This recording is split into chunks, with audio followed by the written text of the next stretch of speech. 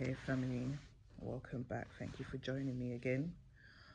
So, today I'm taking a break because I am holding a support group, a focus group called a recall, and basically it's for people who have pastors as parents. Like our journey it can get really tough. Um, and so I thought, if I'm struggling, I know there's many more pastors' children out there who's struggling. I'm struggling to get through this. So instead of doing it alone, I might as well see if others want to join me on this journey. Just like these videos, me sharing my stories with you, like I said in one of the parts, it's therapeutic for me.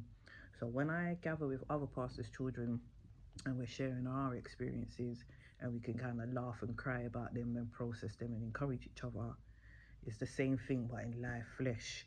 So because I'm doing that today, obviously because I kind of lead the conversation and the event, my mind has to be kind of sharp today. So I didn't want to recall, funny recall, I didn't want to recall any sort of, you know, gritty story from my past that might linger in my mind, you know what I'm saying? So I've decided today I'm not gonna go into anything specific. However, something came to my mind which I did want to share before I head off, which is in the earlier parts, I believe is part 2 somewhere, where I talk about suffering from a miscarriage, etc. Um, it came to my head. I remember, once again, you guys know I've got a bit of memory issues, so I can't remember how long after, but let's just say within a year to play safe, I met this couple in a chicken and chip shop. And for some reason, I noticed them, couldn't really take my eyes off them. And obviously, eventually, they realized, well, this girl keeps looking at us, so whatever. They're in the chicken shop, I've left, or whatever. They've left, and then I've left. But lo and behold, we end up bumping into each other at the bus stop. So by this time, we're like, hey, okay, do you know what I mean? It is what it is. And then we jumped on the same bus together. So it was a lady and her boyfriend and me. So we're on the bus now, all three of us are chatting and we're kind of establishing our connections. I think like her boyfriend was from the same country as me and all those little things. So we got chatting and then me and the girl became friendly. And she mentioned to me she got a daughter, etc., all this and all that. But I quickly came to realise that obviously this girl, she's a little bit, you get me, she's a little bit rough around the edges. So I think she was kind of struggling a little bit, not too much, but I wouldn't even say she was struggling to raise a daughter. I just think her style of raising her daughter was a little bit edgy too. The guy that she was with as well, he wasn't the father of the child. That's just her boyfriend. So I think one time I went to go and meet her and I went to her house. She was living with her uncle, but like, so it's her uncle, and her baby in the house, and the baby's less than 2 years old. Yeah, 2 at most, but I don't even think so. And the uncle was like a drunkard, like consistently drunk all the time. So I'm gone to the house. I'm looking at the setting. I'm looking at the condition of the house. I'm looking at the uncle. I'm looking at the girl. I'm looking at the baby. And the baby was so beautiful, so cute. And I was just like, my heart, I felt it for the baby. So one time I offered to the girl, I was like, oh, if you need a little blah, blah, blah, I'm happy to watch a girl for you. Because obviously I didn't clock it then, but now I look back, I'm like, I probably did all that because obviously I've just lost the baby. So I've still got that gap in my heart. So I was like, oh, look after your daughter for you, for babysitter. So 1 or 2 times she let me babysit her daughter where she went out to do her thing. And then one night, I think she wanted to party or something. And I said, look, I'm happy to have your daughter overnight, like easy. Like, your daughter's lovely. I'll have her overnight. She was like, cool.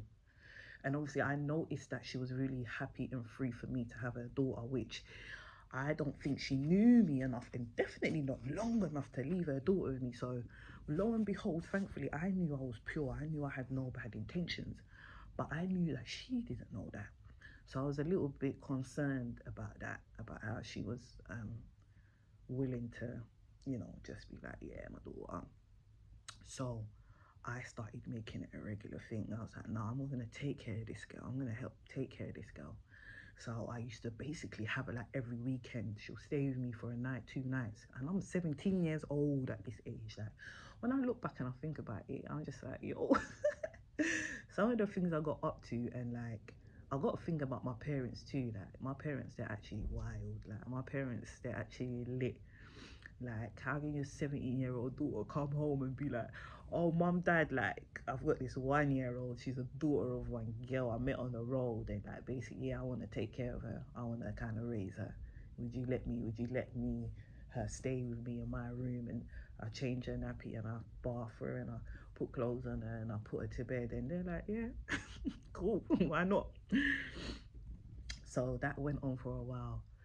And I remember a time when either I decided to pop to the house, or I was trying to call the mum, couldn't get through, or I had organized to pick up the girl and couldn't. Something happened, but I got to the house and I'm knocking the door, no one's answering.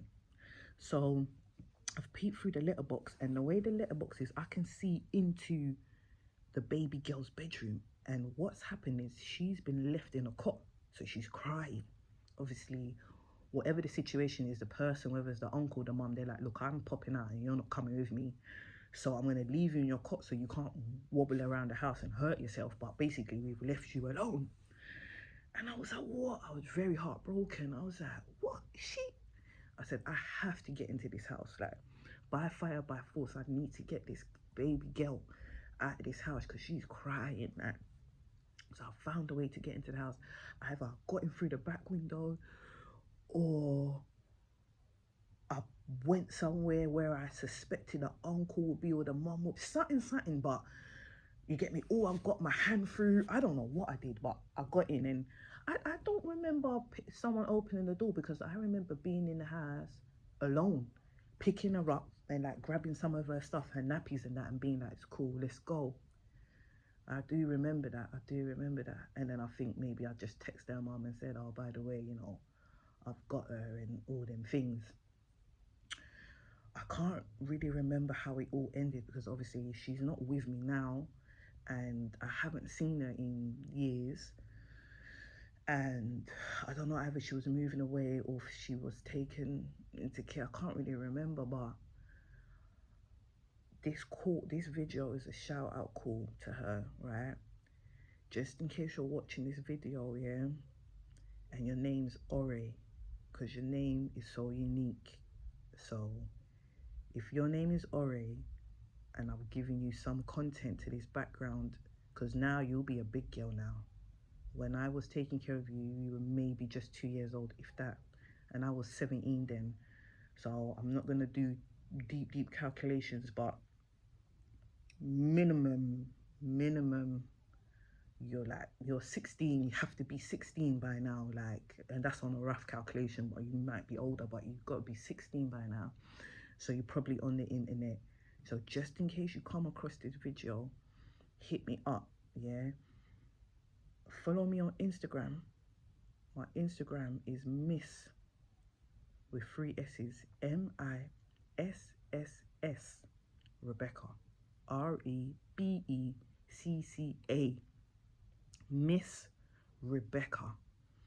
Follow me because I believe I'm on private. Send me a request, I'll accept. And it will be an honor and a pleasure to see you again. It really would be a pleasure to see you and your mum and your uncle again, because though you guys had your struggles, you were lovely people. Like, you were lovely people. I would not have been around you guys if you were poisonous. I guess life was difficult for all three of you. But so if you're still around, if you're here, wherever, I'm not going to say your mum's name, because if anyone approaches me and tries to say you're Ore, I've got certain questions for you. If you can answer them, then I know you're Ore. If you can't answer them, move, because you're not her. You get me? If you know, you know. So that's it for today, guys. I need to get grounded again. I'm going to go and host this support group. But yeah, Ore, shout me, or anybody, if you hear this story and you know Ore and you can connect the dots, shout me. And by the grace of the living God, I will be back tomorrow with part 6. Thank you very much for joining me every time. Much appreciated. Lots of love and take care of yourselves. Ciao for now.